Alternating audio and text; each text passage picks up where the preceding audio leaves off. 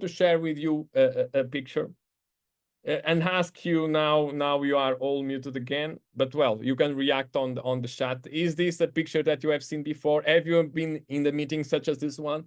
Is this something that you can recognize? Okay. Do you ever want into a meeting room to talk about food safety just to find out that many people there are just waiting for you to finish to do something that they really want to do, that is really important on their vision, right? So again, other question I have to you. Have you ever felt like this, right? Have you ever felt that you have everything on your shoulders, that you have to be the one who is going to save the day, that you have to be there to solve all the issues on food safety? Remember me, I remember vividly when I first started, right, in food safety, start working back in 1999. And the truth is that back then, as now, I already had that problem, right? People, the challenging was already how we convince, how we manage to get top management and our team support, right? And nevertheless, I believe now things are worse, right? I believe now we are carrying out a heavy weight with us. I believe that I believe and I see, unfortunately, I see around the world many food safety professionals out there with this face. Many of us are on the edge of giving up. We are just trying to survive, but we are thinking that I have done all I can. I have done everything I can. I try to explain, right? And the issue is that we cannot quit up. We cannot quit. We cannot. This is not acceptable, because if we fail to persuade top management, if we fail to persuade our teams of the importance of food safety, this will directly impact the ability of the business to provide safe food. And that's really not okay. And you know, I've been there, of course, right? I've been 20 years in the industry, and then I left for my new project. I know how hard it is, right? Okay. They don't care. And we say to each other, right? Okay, if they don't care, what can I do? And this is what I call in the book the excuse trap. This is a problem because most of us, and I raise my hand, I also fall onto this problem. That is the problem of getting an excuse for not doing the things again, for not trying hard, for not trying to do things better. Okay, so we say to each other many times, if I don't do, I explain, I try to do my best. If they don't care, right? So that's their problem. What is the problem here is that when we have unsafe food, it's not only the top management problem. It's the entire, first is the problem of the consumers that are eating and getting a disease or have an impact on their health. But it's also the problem of the entire business, because this can put a business down, you know, a recall, a big incident. So it's also the problem of all the other colleagues in our that may lost the job because of an issue on food safety, right? So we have to be careful when we talk about to each other and try to make us feel comfortable with a perfect good excuse. I'm not telling you that you are not right. I'm not telling that you don't have the support that you should. I'm telling you that when we talk to each other and we find out an excuse that it may be valid, it may be true, but really, at the end of the day, is still an excuse, right? When we are talking about safeguarding consumer health, we have to make room to do more, to do better. Okay? Okay, I can see Sandra talking here, multitask and talking to the wall. I know you feel this. I felt this before. There is a huge disconnect and lack of senior management commitment in many organizations when it comes to food safety and compliance. For sure, Ravi, for sure. But we know we are facing that this is challenging, okay? I'm not telling this is easy. I'm just advising you not to fall into the self-talk of the excuse that I've done everything I can.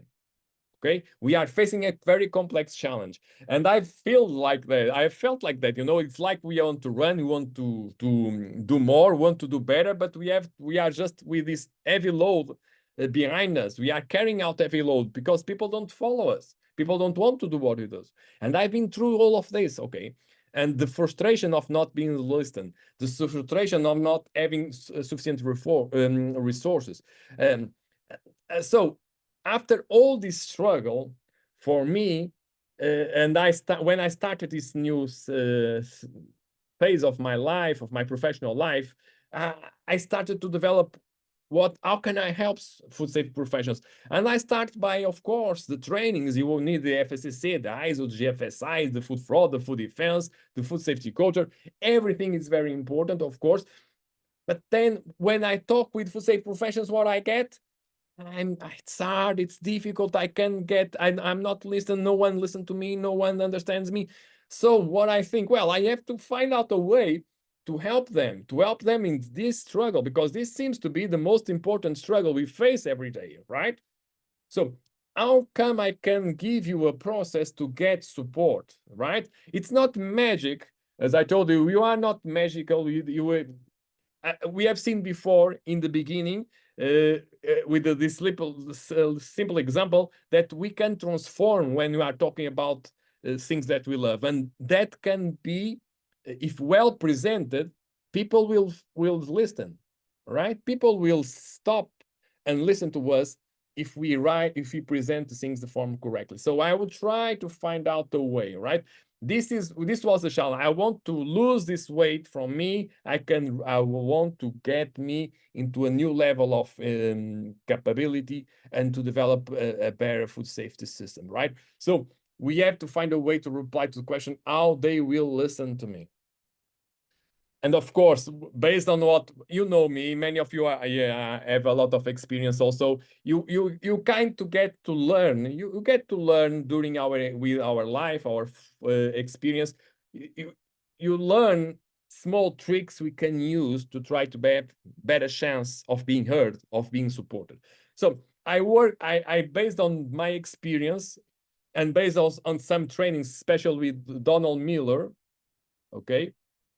And I came up with a 3.5 steps plan that will definitely increase your chances of being heard by your teams and by your top management, right?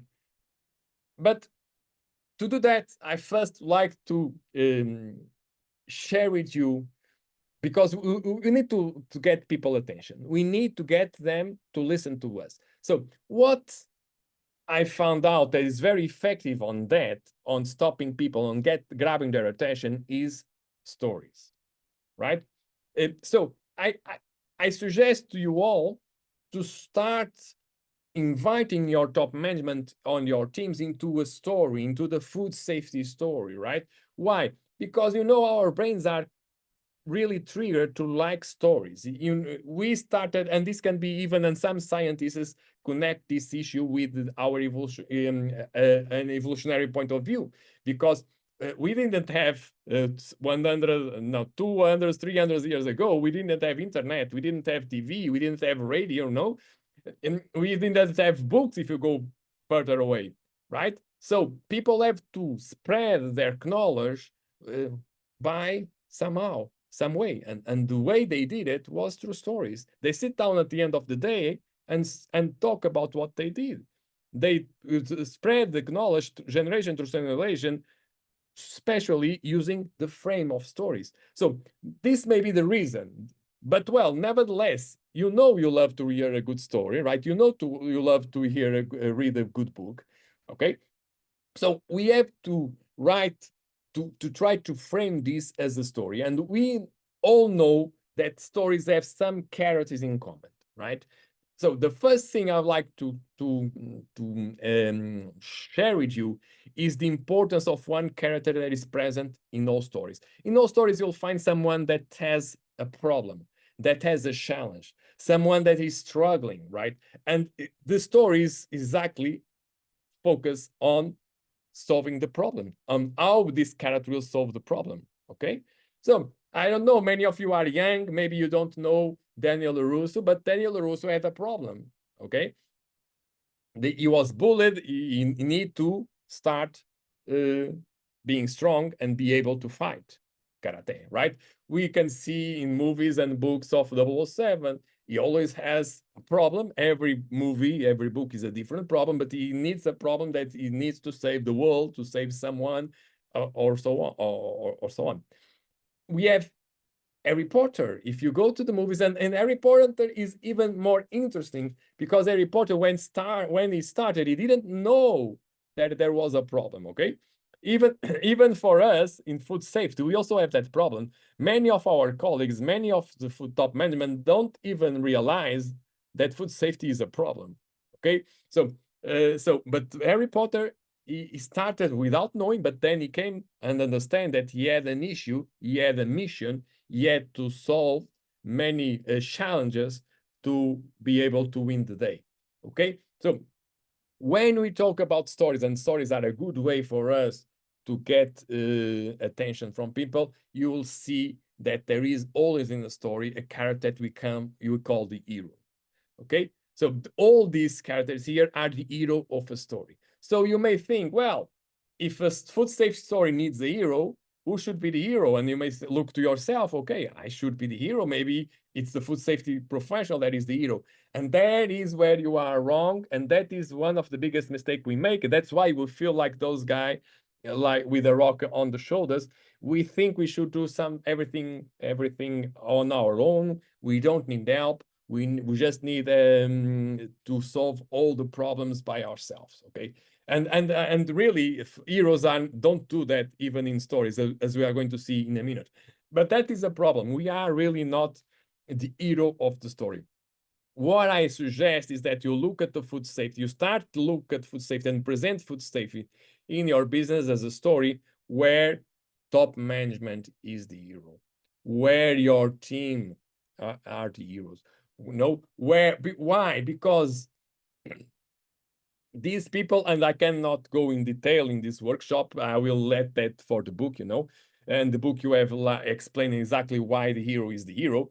But on a brief note, the hero it has a challenge, and at the beginning, the hero isn't able to solve the problem without help, even, okay? So we are not heroes because the heroes are a character that they know the problem, they understand the problem, they know that there is a problem because we are going to present it, but they are not able to solve the problem, okay? But at the end, usually they are the persons who should believe they were the real responsibles for saving the problem, okay? So now we have the hero, okay? So if we are not heroes, if we look like a story, if we are not the heroes, who should we be? Okay, let's go back to movies, okay? You have Daniel LaRusso. Remember that for Daniel LaRusso to be able to save the day, to learn what he needs, what he has by his side, he has another character that we call the guide. That is the character that is responsible to transform the hero from an initial state where they don't know or know but are not able to solve the problem to a state where they can solve the problem, right? So Daniel LaRusso needs Mr. Miyagi to help him through the movie. 007 needs him to save the day. Harry Potter always looks for Dumbledore as an inspiration and guidance to support his journey, So can you see where I'm going? And this role is this character of the guide is even a character is so relevant for the story that sometimes people believe they are the hero and they are mistaken. For example, if you look in these books and the story of Mary Poppins, you may believe that Mary Poppins is the hero, but she is not.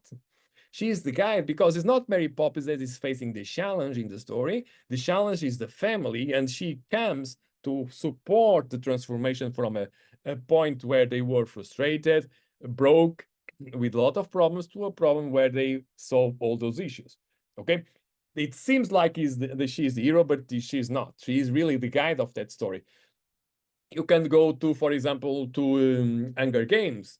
Okay, you know that Katniss needs Hamish to be able to save the day, right? So I'm happy to say to you and to liberate you from the burden of believing that you should be the hero of the story.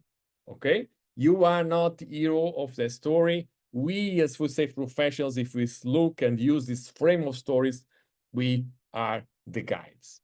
We are the ones who are there to support the heroes that we are going to believe, and we are going to say there are the top management, all, and the teams to save the day, right? They are responsible for saving the days. We are responsible for guiding to make them able to do that. Okay, makes sense? Of course, you know, there are very important aspects. Okay, in this brief presentation, I'm not going deep into certain details, right? But of what makes a good guide. In the book, I explained the features that are important, especially two. But you know, and looking to this carrot, you know there are several aspects that are very important. What I give you in the book is exactly even a worksheet where you can use to do an assessment, exactly where you are in your level of these features that are important for be a leader, and what you can do to be a guide, and what you can do to improve, okay? But now, going back to guides. Look, now you understand that we have here a story that can help us spread a message of food safety, of the importance of food safety, to help us making us to be heard. So listen, we can make top management our teams the leader, and then we are playing the role of the guide in this story. But now we are asking you, okay, Nuno, but what about the 3.5 steps? How this is connected? Well, the truth is that stories have some features that are really close, really common, you know?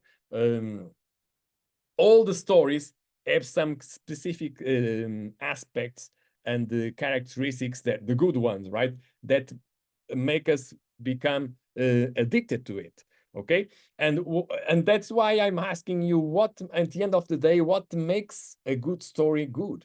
And don't believe that a writer or an author just start writing and makes a compelling story out of nothing, right? There is not only inspiration, there are some techniques, there are some principles that must be followed, okay? And based on that principles, of some of that principles, I developed then the 3.5 steps that you can use every time you have to go to a meeting, to a talk, to persuade someone of the importance of to make them ask for the money, ask for the help, that you can use, all right?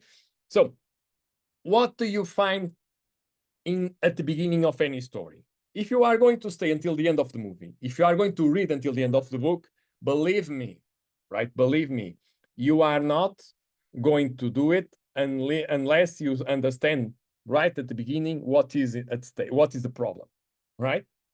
You are not going to stay at the end of the book if you don't understand what's this all about, what they are facing, what are the challenges, you know? So step one is start with the problem. You will find this in every book, in every story. Maybe it's not the opening scene, the opening page, but soon you will understand there's something that is be solved, right? Yes, for example, Daniel LaRusso is being heated.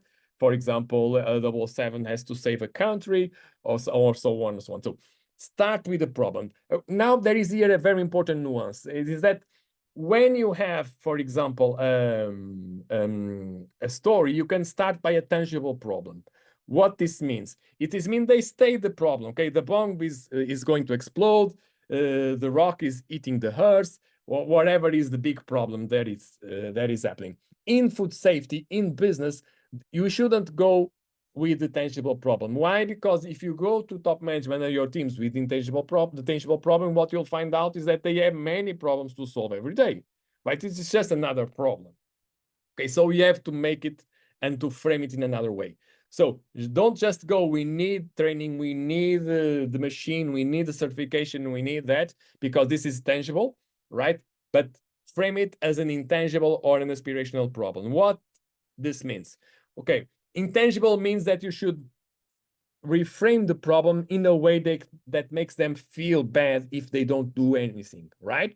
What this means is that if you want a machine, you may say, not I want a machine, but you may say, do you know, for example, how last week a big company had a recall because they have metal pieces in their products?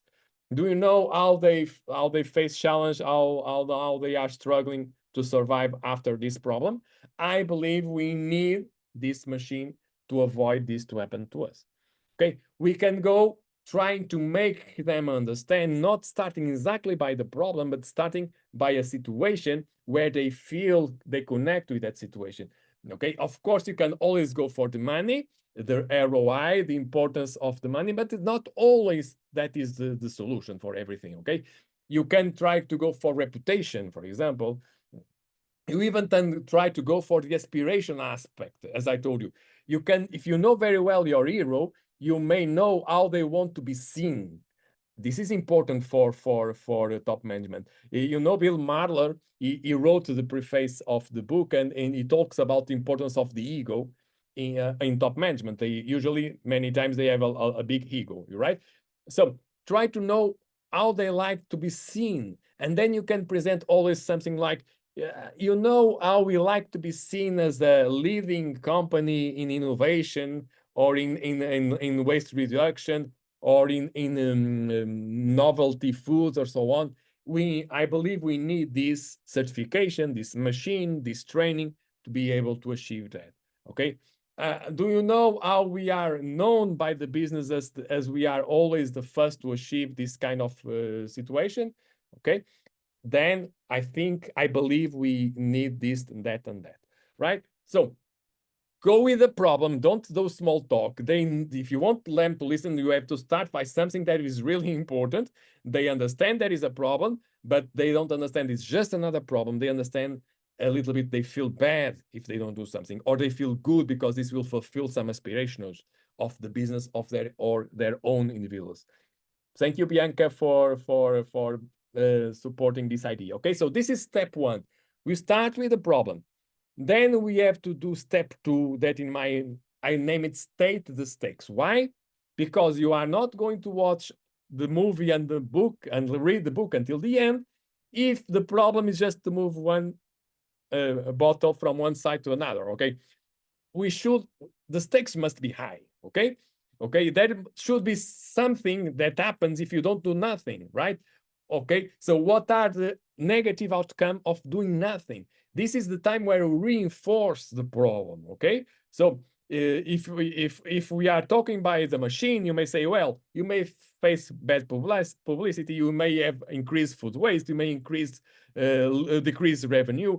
Try to reinforce the problem. If we don't do nothing, this will be the consequence. Okay, if you put the problem correctly, you already gave them something to think about, but now it's time to reinforce it even more. Okay, show them another things that are at stakes, the negative consequence of doing nothing, the positive consequence of doing something, the compelling future, right?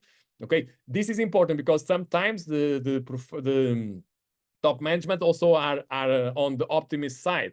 Okay, they don't only like negative things, so try to present them some compelling futures, some positive outcomes. If you do this, then we are going to do that. We can grab ourselves, we can make a post, we can go to the conference and present this as innovative. We can make a new advertisement, we can be seen as the first to do this, and so on. Okay, start the problem, state the stakes, and now they change. Okay, now these guys are waiting for no more. Why? Because they understand there is a problem and they know what's at stake.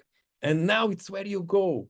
Now it's the perfect point for our guy to join the conversation. Why? Because now they need you. Because remember, the hero at the beginning, they don't know how to solve the problem. They face challenge. They are insecure sometimes. They are afraid. Heroes are not very strong characters. They need the guide. And now you reach to them and tell me, well, here is the plan. Here is how I'm going to lay down to you 3 steps that you can use to solve this problem. Okay, don't become too fancy. Don't give them 10 bullet steps because they won't read it, right? Try to make it look simple, not easy. This is very important. The goal of the plan is to make them believe that this is doable, right? For example, if you are going to do a certification, maybe step 1 is choose what kind of certification. You can choose who is the team. Step 2 can be do a gap analysis and implement, and step 3 can do the audit and brag about it. Okay, you can even include here in the steps the positive outcomes. Okay, if you do something right. So give them a concise plan. Okay, this is very important. Be simple. This is where you show your authority. This is why you are needed.